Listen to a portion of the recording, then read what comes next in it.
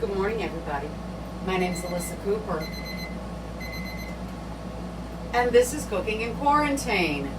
And I'd like to start out by saying thank you to Liz Burke for this fabulous shirt you've made me. I should probably tuck it a little bit, but who cares? I love it.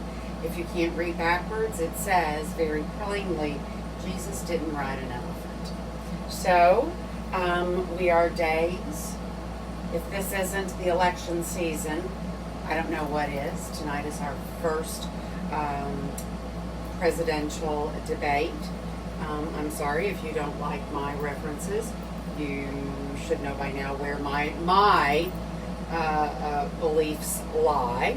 So anyway, let's get on to the thing. So my friend from college, actually my former pianist, or one of my former pianists, Jeffrey Watson, mentioned that he thinks he needs, he feels a sit in the bed or snoodle up on the couch or can't do anything but watch TV all day, and that we need some binge-worthy snacks.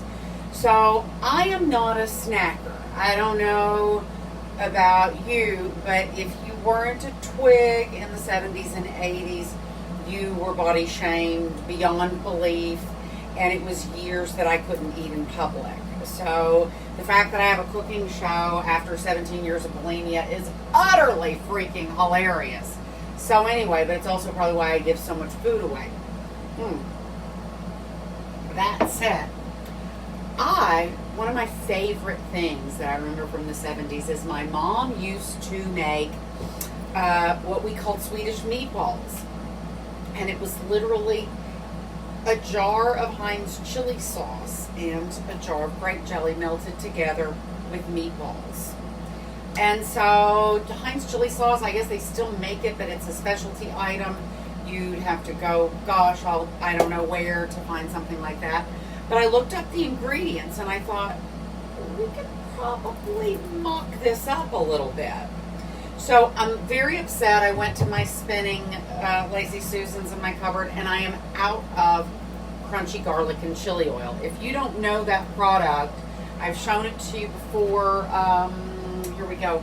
It's made by S&B. I don't know if you can see that, but S&B, you buy their wasabi, you buy their togarashi, that kind of thing. So S&B makes crunchy garlic and chili oil, and that's really what I would like to have used to make what I'm going to call my fake chili sauce.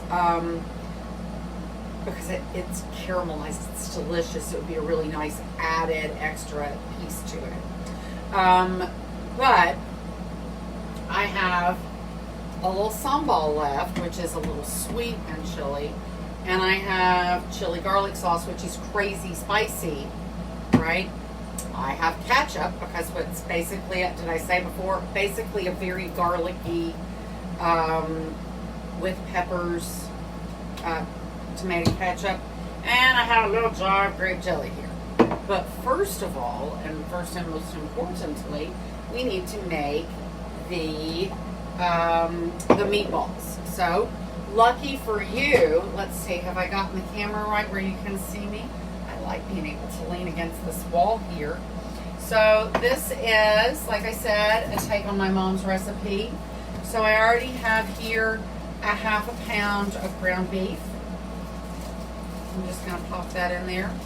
I have already measured out a ¼ cup of breadcrumbs. I always have panko, so I always use panko.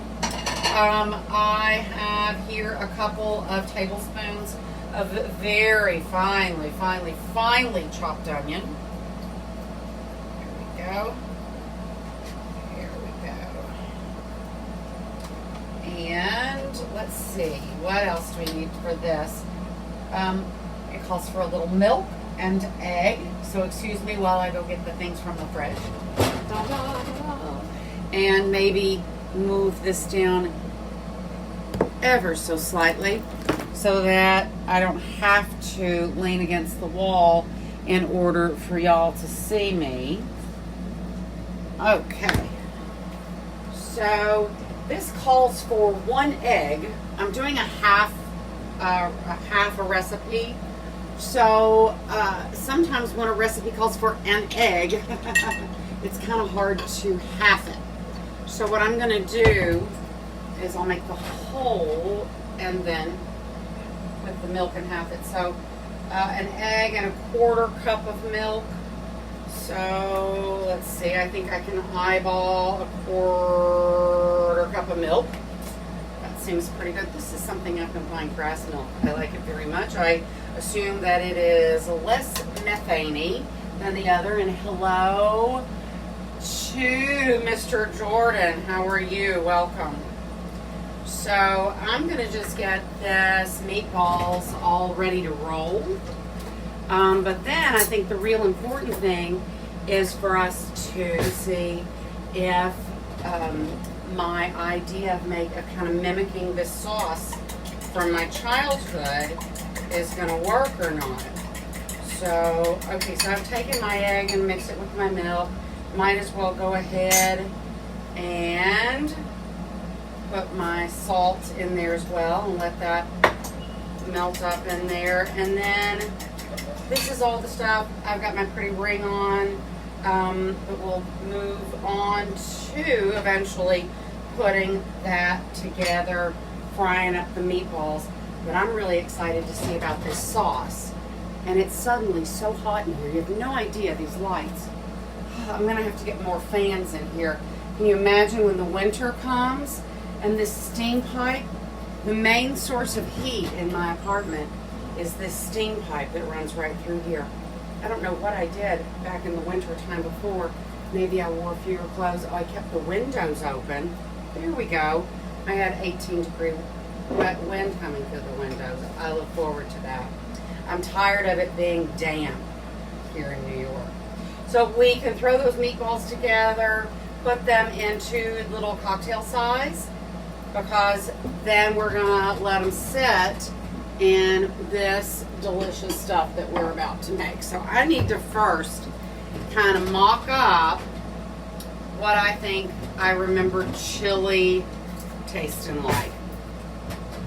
So let's start with a little, I'm trying to think, it's a half. How much does it call for here? Hang on, I have to see. It's a 10-ounce jar of jelly for a full lot. This is so half 9 of half of that. Okay, so let's go here and we'll start with about a 1/4 cup, I'm going to call that, of ketchup. Move that. Of course, in my family, we use Worcestershire sauce like it's our job, so that will go into the meat also. So don't let me forget to remind you of that. And so now I'm going to take a little of this chili garlic sauce. If you don't know this, this is one of those products that's from, see how it has that cock there on the front of it? These are the people who make the authentic sriracha sauce. That's one of those, you know how I say there are certain accept no substitutes? This, as in it is one of those things, accept no substitutes. So I'm going to put 1 spoonful of that in there. And then let's see. This chili sauce is, the sambal is different. And it's hot, but it's also sweet. So I'm going to put about the same amount in there of that. I'm going to presume that the sweetness of the grape jelly is going to be able to tamp down whatever excessive heat there might be in this, because, you know, ketchup is already awfully sweet. Grape jelly is literally nothing but sugar. So I want to see what this is tasting like here before I move on.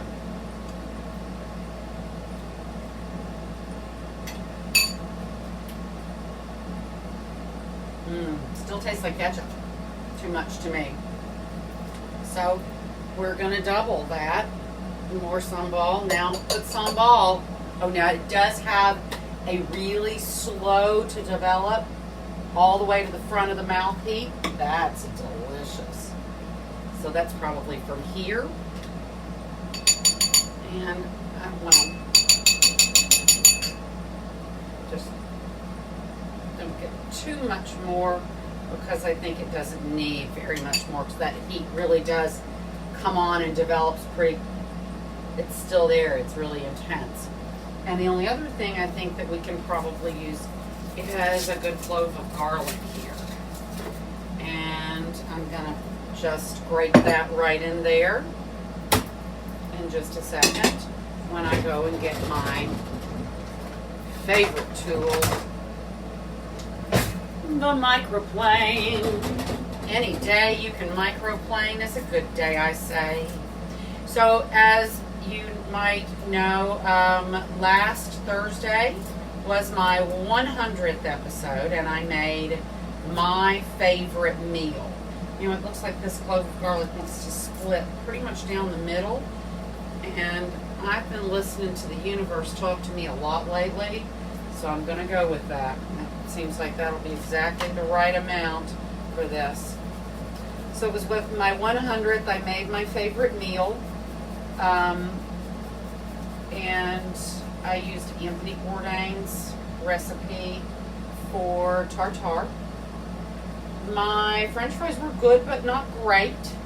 My friend and I went yesterday to Cafeteria, which is right across the street from my house. And those little French fries stayed crispy even when they were cold. And that's, I guess, the thing that you've got to work out with your French fries is how to make them remain perfect even when they're cold. Now let's see what happens here.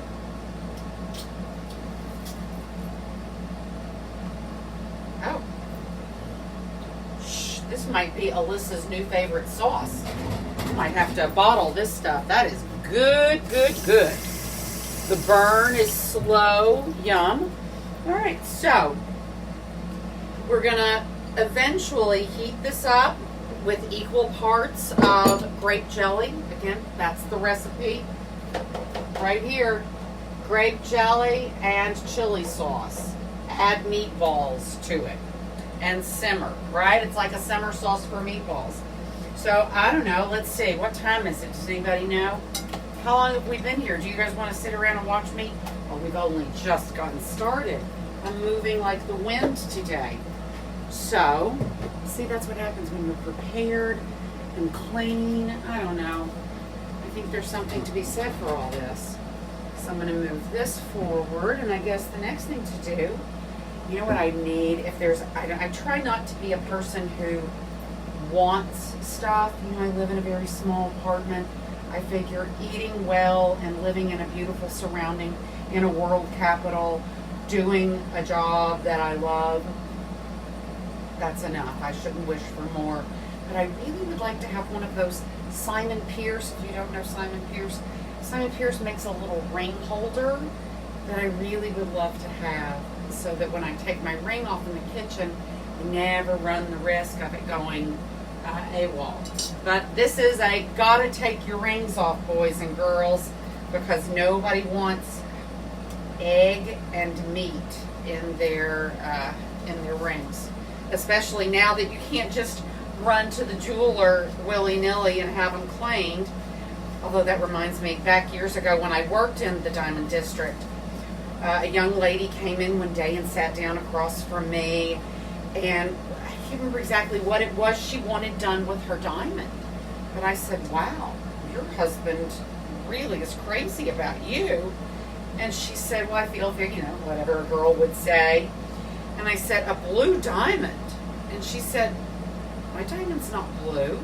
And I said, well, look at it. It's as blue as the sky. And it was as blue as the sky. And she said, oh my goodness, what's happened to my diamond? I took it back, put it under the stain. She had left it sitting in the cleaning solution overnight, and that had completely then dried onto the surface of her ring and made it appear blue. So I will never forget that story. So be sure and rinse your rings under Make sure that there's a mesh in your sink or a trap you can open very easily. Always be careful with your jewelry around water, but rinse them off after they come out. And especially think about it, your earrings. That stuff could go then in your ears. So be careful about that. How's that? You never know what kind of helpful hints you might get from Eloise here on Cooking in Quarantine.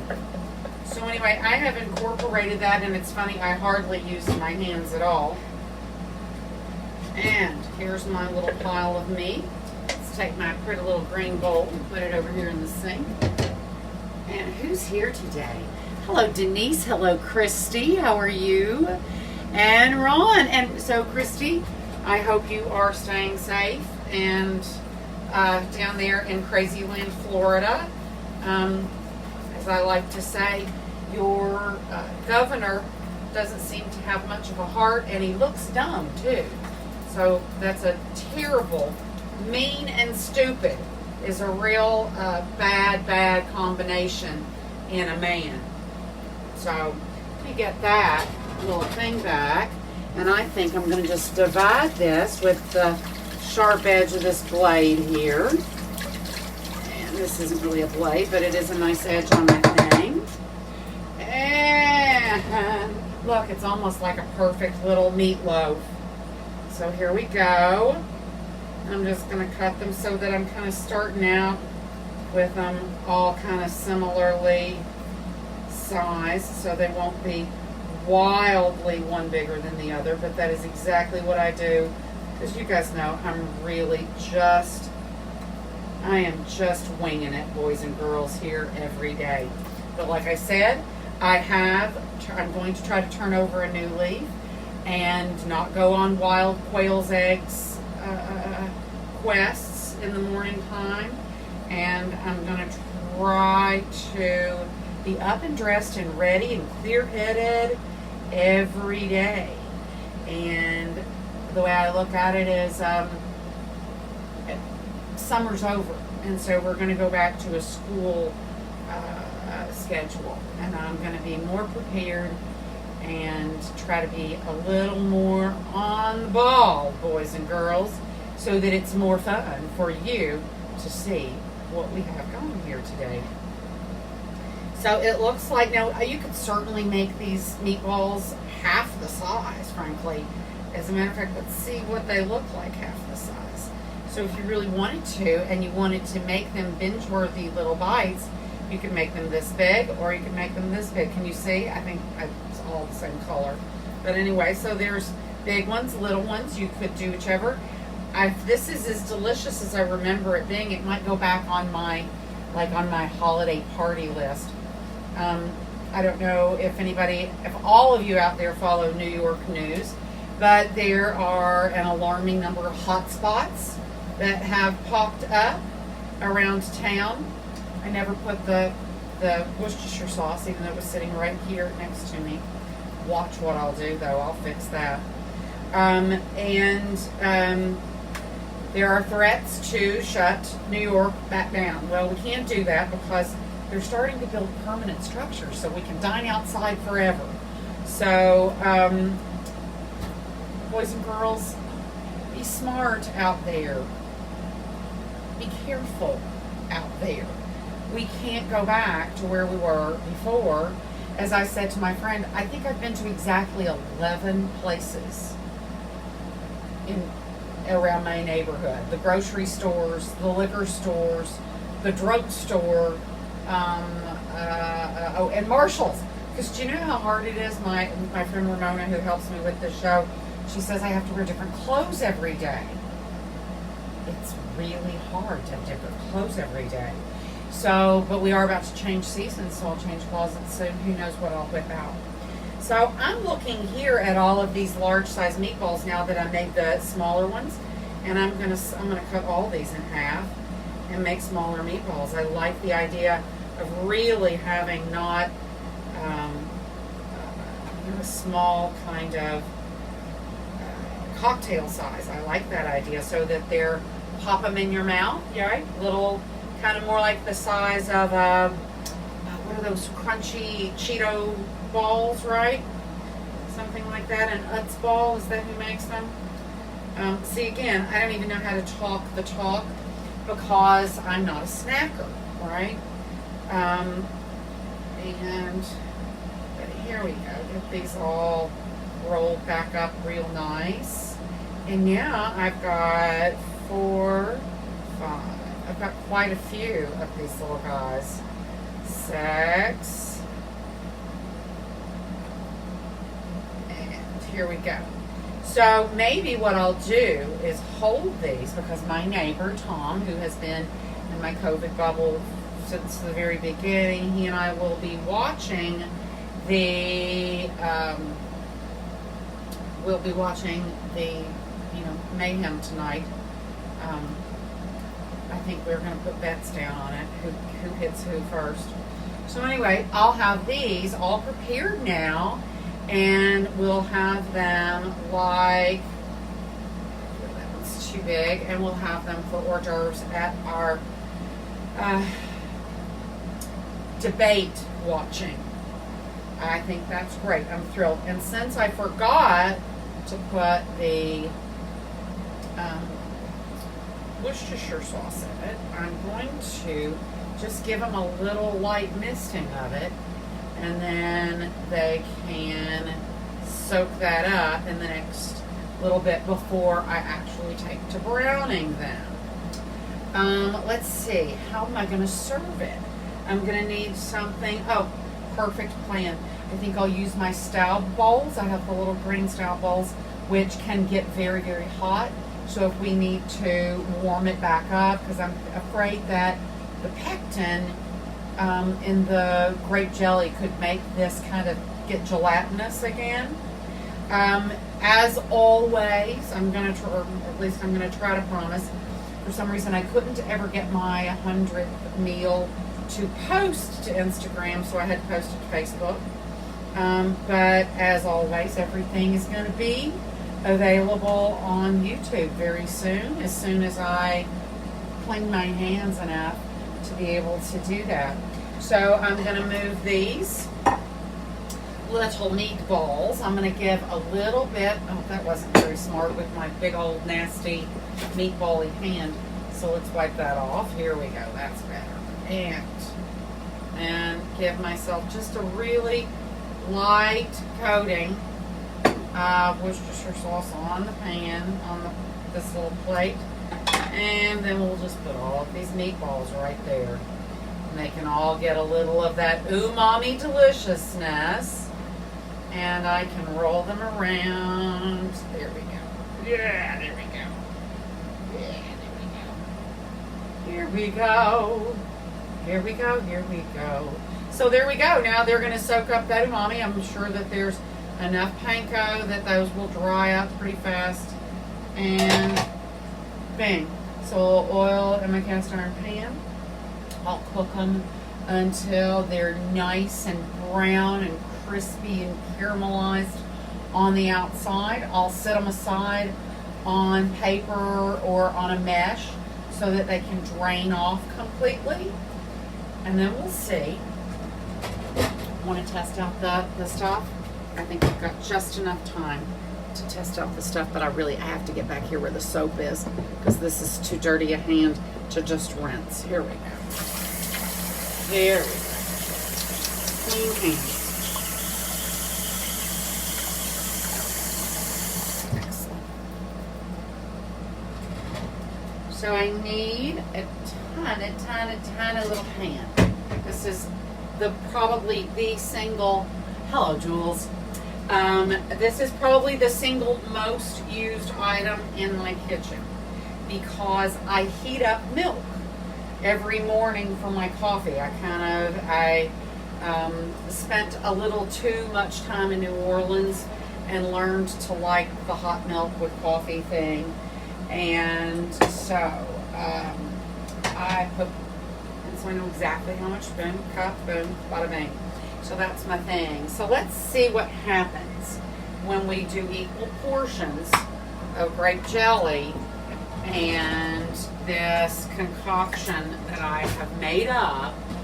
and see what happens. Does anybody else out there remember this? Having a grape jelly chili sauce on meatballs? Now, I will admit that I'm the only one that I know that had a full-on Swedish grandmother, so maybe, or great grandmother, so maybe that's why, but there is nothing Swedish about this, just regardless of what you call it. So here we go. I'm gonna fire up a really low flame. Remember, it's sugar. There's so much sugar in this. It's crazy. Jelly, ketchup, all this stuff. So, Lord have mercy. Go slow. And let's see what happens. I'm going to kind of break up the jelly so that maybe it will. This is so funny to me. So, let's see. So, what are you going to have for your debate snacking? But more importantly, I need help. So I had my mom send me all of like the 70s dips that the ladies in the bridge, the bridge ladies used to have or bring all the time.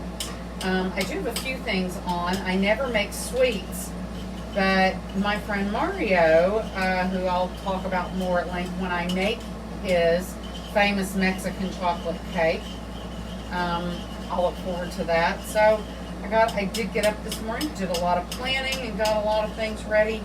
Hopefully, like I said, it'll be a better cooking in quarantine the next 100 episodes. So this has got to get warm enough so that the grape jelly melts, and it's not quite there. So just bear with me. Probably another few seconds. Again, don't walk away from this. I can only imagine the kind of sticky mess that you might come back to if a pot of this were to boil or get too hot. I so want to taste it. It really does smell good. Oh, too funny. Oh my goodness. Oh my. This I can't wait. Now I think you do have to let it get a little fully hot because you want it to get hot enough so that that garlic will actually cook a little bit. So I'm going to let it bubble just a little tiny bit. I feel like hunching over my tiny little pot. All right, so there we go. It's kind of come up. It almost looks like I'm cooking candy, like literally. That's how it's that kind of foamy, bubbling, right? Now, of course, let's try not to let me put this on my tongue. Let's see.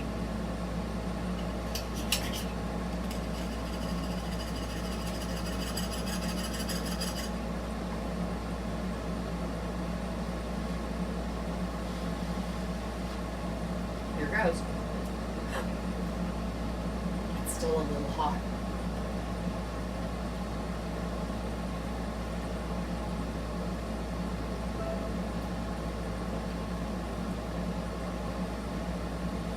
Oh my golly gee willikers, this is good.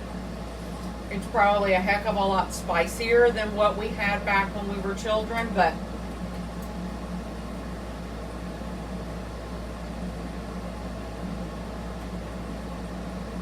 oh baby, that's good. So, I'm excited now. Now I have something to have as a hostess gift. I have made this super spicy, but it's the kind of spicy I love. It's not spicy where my lips or my tongue really are burning. There's a little of that, but my inner ears are on fire. I love that. Oh, it's just such a cool feeling. Sorry. I know I'm weird. That's why I'm here. So anyway, guys, make something great. Make sure that you've got some comfort food because I think we're going to need it tonight. Think very long and hard about how you're going to handle your rights as an American citizen, because you can't be a one-issue voter. And I'm going to say that, and I'm just going to talk as plainly as I possibly can. If you truly believe that abortion is bad, then you need to make sure that you vote for policies that are going to lower the incidences of unwanted pregnancies. Not simply by denying women that right to have it done safely and healthily. So if you think that you're saving lives on one end when you're not doing it at the border, when you're not in favor of health care, when every other policy is geared against you and geared against your being a good neighbor, when the policies, this may be radical, but I truly believe that when the policies of your party are inhumane, you become inhumane yourself. And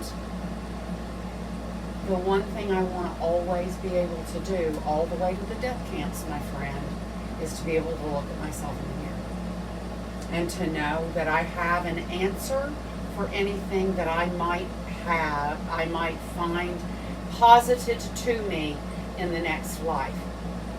I know that by my heart, I've done more good for more people through my views than I would say a lot of people think that they are by holding what they might consider to be an opposite view, but is not an opposite view.